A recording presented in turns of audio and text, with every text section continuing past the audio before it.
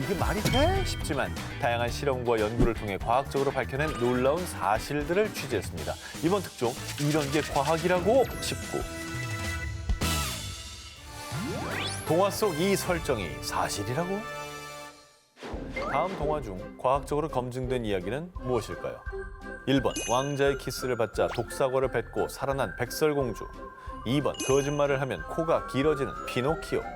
3번 하늘까지 뻗은 콩나무. 여기 과학적으로 검증된 게 있다고요? 있습니다. 1, 2번은 도저히 아닌 것 같고 그나마 3번 엄청난 콩을 개발한 거야. 유전자 실험을 통해. 난 2번. 코가 길어진다? 그러니까 성장이 빠른 거지. 뻥치면은. 한 기자의 황당과학 뉴스. 거짓말을 하면 코가 길어진다. 정답은 2번이었습니다. 그렇지! 그런 식으로 코가 자라잖아요. 그러면 진짜 우리가 하루에도 거짓말 몇 번씩 하잖아요. 뭐 그래요? 화이트 라이도 있고. 뻥쳐 아직도? 와이프한테? 말을 못하게. 여기서 포인트는 아직도 와이프에게인 건가요? 아니 그런 식이 되면 다 피노키오처럼 살아야지 뭐 어떻게 됐다는 얘기예요. 그게 증명이 될 수가 없는 얘기야. 2012년 미국의 과학자들은 거짓말을 하면 뇌에서 카테콜아민이라는 물질이 분비되는 것을 발견했습니다. 이 카테콜아민에 의해 혈압이 상승하면서 코 속의 조직을 팽창시키고 코 주변의 온도 또한 높아집니다. 그러면 코끝 조직이 간지러워서 코를 만지게 되는데 성장기 아이들이 습관적으로 코를 자꾸 만지게 되면 실제로 코가 약간 길어지거나 커지는 효과를 보일 수 있다고 합니다. 거짓말을 하며 코가 길어지는 피노키오 얘기, 이래도 판타지라고 하시겠어요? 그 과학적 근거를 가지고 만든 동화인가 보다. 아, 그러니까요. 제페토 할아버지가 보통 분이 아니었습니다. 음. 어린이 여러분, 거짓말을 반복하면 코가 길어지거나 커지거나 이렇게 모양이 바뀔 수 있으니까요. 예쁜 코를 위해서라도 거짓이랑은 친해지지 말기. 결혼하고 나니 살찐 이유. 자, 몇 년 전 유부남이 된 준희 씨. 그런데 결혼 전보다 살이 무려 10kg이나 쪄서요. 아, 왜 뱃살 좀 봐. 내가 못 살아 진짜. 아이, 결혼하니까 행복해서 그래, 행복해서. 자, 이번에는요. 오 기자의 건강 탐구 생활에서 다뤄볼 주제입니다. 주변에서 흔히 말하는 결혼하면 행복해서 살찐다라는 말 사실일까요? 자, 한 기자님, 결혼 후에 살이 찌셨습니까? 엄청 쪘다가 어느 정도? 그치, 한 7, 8kg 찐 것 같은데요? 그걸 다시 빼느라고 고생 많이 했죠. 자, 결혼하면은 살이 찐다는 말 단순한 속설인 줄 아는 분들이 많지만요. 지난 3월 이를 증명하는 따끈따끈한 연구 결과가 발표됐습니다. 연구 결과 기혼 남성의 비만 가능성은 미혼 남성보다 3.2배 높았습니다. 결혼한 남성의 경우 결혼 후 첫 5년간 칼로리 섭취가 증가하고 신체 활동이 줄어드는 경향이 있었고요. 이는 자연스럽게 비만 확률을 높였다는 겁니다. 아니 뭐 거의 다 귀여운 남성이 미운 남성보단 찌죠. 그러니까 이게 과학적으로 증명이 된다는 거네요. 그렇습니다. 그러니까 저는 이제 혼자 살 때는 아침을 거의 걸렀거든요. 근데 뭔가 결혼하면은 뭔가 아침에 콩닥콩닥해서 맞아. 만들어서 먹게 되고 이게 늘어 식사량이. 식사 양자치가 드는 또 거. 애 키우면 더 그래요. 애는 식사 끼니 맞춰서 먹여야 될 것 같아가지고 그러니까 또 우리도 먹게 돼. 같이 먹게 되는. 자, 그런데 말입니다. 아내가 결혼 전보다 살이 쪘다. 이때 행복해서 그래. 눈치 없이 얘기했다간 큰일이 날 수 있습니다. 자, 남자와는 달리 여성들의 경우 비만의 주 원인은 우울증. 오히려 우울증에 걸렸을 때 비만 위험이 2배로 높아지는 등 남성과는 조금 다른 요인의 영향을 받았다고 합니다. 비만 위험이 높아지는 요인이 남성은 결혼, 여성은 우울증으로 성별에 따라 다르게 작용하는 경우가 많다는 겁니다. 이 기사를 명심하셔야겠다. 이거 눈치도 없이 자기 요즘 행복한가 봐. 이랬다가는 우울증이 더 심해지겠네. 그렇지. 기분이 안 좋아서 살찌는 경우가 더 통계적으로 많으니까. 남녀가 다르구나. 그렇습니다. 우리 주변의 유부남 친구들을 떠올려 보면 제법 흥미로운 연구 결과였습니다. 다음 주자로 결혼할 분은 우리 정 기자님 아니겠습니까? 예, 힘들게 또 다이어트를 하고 계신데 이게 물거품이 될 수 있으니까 결혼과 다이어트 잘 유념해 두시길 바라겠습니다. 뒤룩뒤룩 쪄도 좋으니까 좀 행복해지고 싶네요. 결혼이 뭐뭐의 비법. 뭐 최근 정 기자님이 이제 골골 대시면서 SNS에 사진 올린 그걸 보십시오. 여러분 아프지 마세요. 건강이 최고입니다. 혼자라서 서럽네요. 저 마지막 문장. 혼자라서 서름. 저런 어떤 눈물 셀카 버금가는 투명 셀카를 올리셨잖아요. 전 마지막 그 문장이 좀 마음에 좀 걸렸습니다. 아니 저는 이제 혼자서 서럽다고. 아니 그러니까 혼자 살면서 서럽다는 말을 저는 한 번도 공감한 적이 없어요. 아플 때 그래, 아플 때. 근데 아프니까 알겠다. 맞아. 아프니까. 그때 서럽더라고. 자, 오 기자의 건강 탐구 생활. 이번에도 우리 기혼 남성들의 얘기라 정 기자님께는 좀 죄송합니다만 뭐 과학적으로 이게 밝혀졌다고 하니까요. 할 말은 또 해야 되겠습니다. 자, 정 기자님, 뭐 거듭 죄송하지만 한 기자님과 제가요. 전 기자님보다는 지금 상황에선 오래 살 것 같습니다. 아니 그 미혼이 더 빨리 죽어요? 결론적으로는 진짜로? 왜? 자, 대만 진리대 연구팀의 연구 결과 30세 남성 기준 기혼자의 기대 수명은 48.9년인데 비해 미혼자는 40.9년으로 너무 많이 차이 난다. 그렇습니다. 기혼자가 무려 최대 8년이나 더 평균적으로 오래 살 것으로 예측됐고요. 그 외 세대별로 기혼자와 미혼자의 기대 수명 차이도 40세는 7.5년, 50세는 6.4년, 60세는 4.9년 등으로요. 전반적으로 기혼 남성이 미혼 남성보다 장수를 누리는 것으로 기대됐습니다. 그래. 라고 밝혀졌습니다. 자, 그리고 여성의 경우에도 남성만큼 기대 수명이 막 오르지는 않았지만요. 30대 여성 기준 기혼자의 기대 수명은 54.8년으로 미혼자의 기대 수명 51.9년보다 약 2.9년 더 오래 살 것으로 예측되는 등 기혼 여성의 기대 수명이 미혼 여성에 비해 좀 더 긴 것으로 나타났습니다. 야, 이런 게 있구나, 진짜. 배우자의 어떤 존재가 큰 힘이 된다는 게 증명이 된 거죠. 기혼 남자가 압도적으로 유리하네. 자, 결혼의 좋은 점은 장수할 수 있다는 것. 단, 결혼 생활의 만족도가 아주 중요하지 않겠습니까? 그럼. 그러니까요. 또 중요한 건 이제 부부끼리 행복하게 오순도순 잘 사셔야겠습니다. 모모에 가면 키 큰다. 키 커지고 싶은 남성분들 주목. 특급 연구 결과를 들고 왔습니다. 바로 병역의 의무를 성실히 하시면 되겠습니다. 이건 또 무슨 말이죠? 군대 갔다 오고 이런 소리 들은 적 없으신가요? 야, 너 군대 가더니 몸 좋아졌다? 아, 키도 좀 큰 것 같고. 그래? 뭐 별건 없는데. 뭐 훈련 잘하고 잘 먹고 잘 잔 거밖에 없거든. 근데 군대 가서 몸 좋아졌다는 얘기 많이들 듣잖아요. 저는 실제로 군대를 좀 늦게 가서 네. 24살에 가서 26살에 제대했거든요. 네. 근데 군대 가 있는 동안인 25살 때까지 키가 크긴 했어요. 오. 나도 신체 검사 해보니까 군대 가서 키 좀 컸어. 예. 오. 이거 다 근거가 있는 거예요. 1cm 정도 이게 컸어. 근거 있다고? 그거 있습니다. 진짜? 전 기자의 속설 그것이 알고 싶다. 군대 가면 키 크고 건강해진다는 이 속설 그저 터무니없는 말이 아니었습니다. 국내 최초 실제 지표로 입증이 됐습니다. 실제 지표가 있어요, 이게? 병무청은 2018년부터 2022년까지 61만여 명의 입대 1년 뒤 건강 지표를 분석한 결과 체질량 지수, 혈압, 중성지방 등등 신체 건강 지수가 입대 전보다 개선됐다는 사실을 밝혀낸 겁니다. 또 입영 전 군인들의 평균 신장이 173.9cm였는데 입영 후 174.5cm로 평균 0.6cm 증가. 체중 또한 입영 전은 70.7kg 수준에서 입영 후 73.1kg으로 2.4kg 증가. 특히 저체중으로 분류된 군인들의 건강이 크게 개선돼서요. 입영 전 저체중 인원이 4만 명에 달했는데 입영 후 조사에서는 6천 명대로 눈에 띄게 감소하기도 했습니다.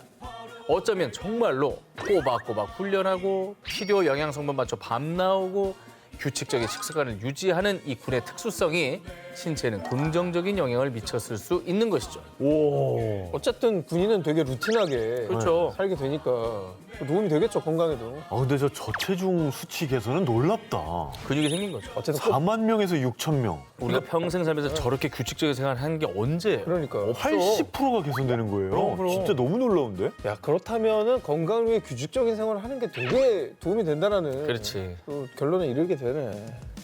61만 명 국군 장병들의 몸으로 입증된 규칙적인 식습관의 중요성. 역시 최고의 건강 비결은 일상 속의 습관이었습니다. 살면서 한 번쯤 들어봤지만 과연 사실일까 거짓일까? 헷갈리는 속설들 오늘 시원하게 풀어드리겠습니다. 이번 특종 믿어야 해 말아야 해 속설 신고. 고층 빌딩에서 떨어진 동전의 진실. 우리가 몰랐던 일상 속설의 진실, 그 진실을 찾아서 1931년 완공 당시 세계에서 가장 높은 건물이었던 M 빌딩으로 가보겠습니다. 그날은 유독 심심한 날이었다. 빌딩 꼭대기에서 내려다보니 힘없이 걸어가는 한 남자가 보였고 그 순간 나는 주머니 속에 넣어둔 동전 하나가 떠올랐다. 저 사람을 죽이고 싶어.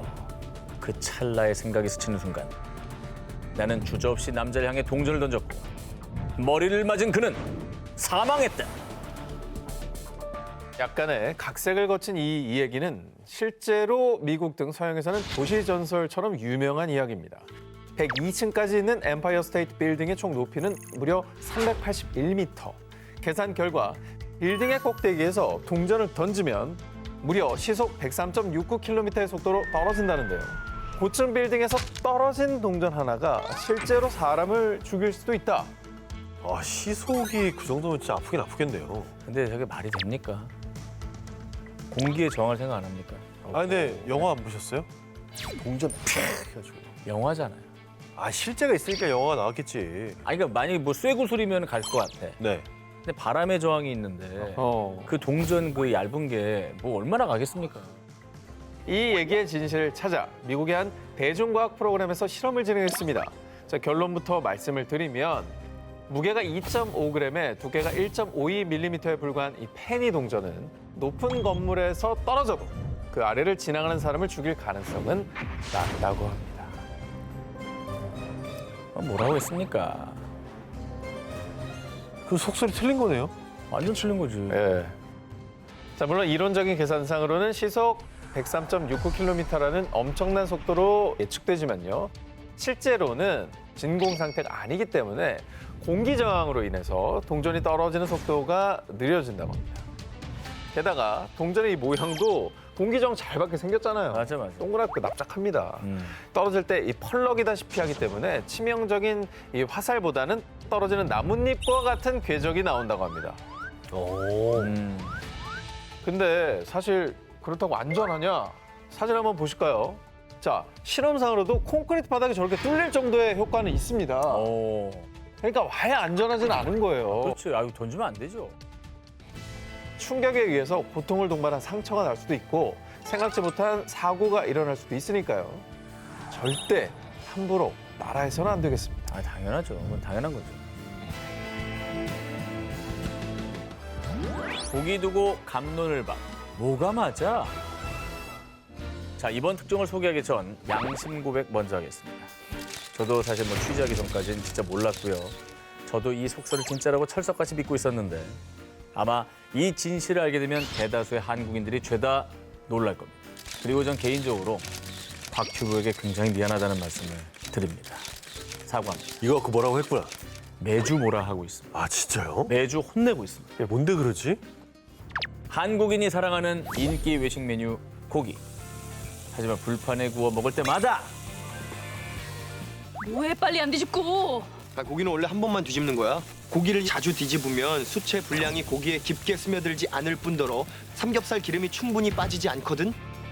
자칭 고기 전문가 넘쳐나는 한국에서 구박받고 집게 뺏겨본 적 있으시죠? 접니다. 맨날 뺏겨요. 네. 제가 집게를 뺏은 적이 있어요. 최악이었어요. 우리가 즐겨 먹는 음식, 속설의 진실. 고기 구울 때 많이 뒤집으면 맛없다. 결론부터 말씀드리겠습니다. 고기의 맛과 뒤집는 횟수와의 상관관계는 없다입니다. 앞으로 불판 앞에서 무의미하게 힘 빼면서 싸울 필요가 없다는 겁니다. 한 번 뒤집든 여러 번 뒤집든 맛의 차이는 크게 없다고 합니다. 오히려 이 뒤집는 횟수를 늘릴수록 충분한 열이 가해져 고기의 겉이 타는 걸 막고 고르게 익힐 수 있습니다. 고기를 딱 한 번 뒤집을 때보다 30초마다 뒤집은 고기가 빨리 익었다는 사실.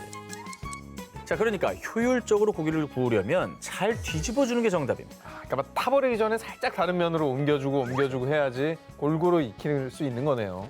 그럼 고기 맛은 뭘로 결정되는 거예요? 말씀드리겠습니다. 보통 고기를 구울 때 육즙을 가둔다 이런 표현을 많이 쓰지만요.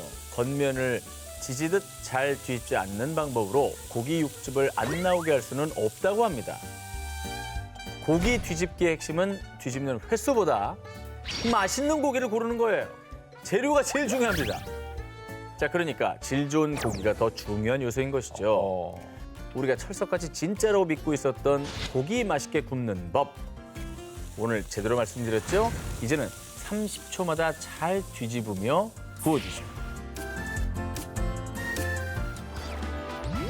한숨 쉬면 복 달아난다.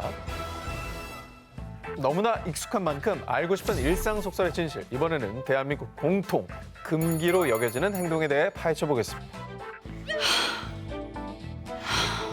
에휴, 땅 꺼지겠다. 젊은 놈이 뭔 놈이 그렇게 한숨이요. 한숨 쉬면 복 달아나. 다리 떨기와 더불어 K금기상의 양대 산맥이죠. 많이들 아시다시피 이 다리 떨기는 오히려 혈액순환을 촉진하는 효과가 있다지만요. 한숨 쉬면 복 달아난다라는 속설은 어떨까요?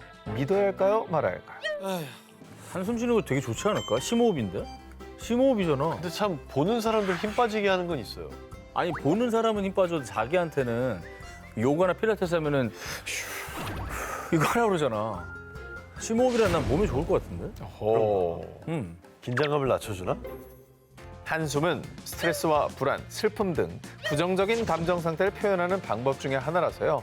이 속설에 대해서 많은 사람들은 누가 한숨을 쉬면 주변 사람들도 덩달아서 기운 빠지잖아. 복 나간다고 할 만도 하지. 그런데 신체적인 측면에서는 한숨에도 긍정적인 효과가 있었습니다. 뭔데 그럴까? 건강에 좋다는 얘기네. 복이 들어오나?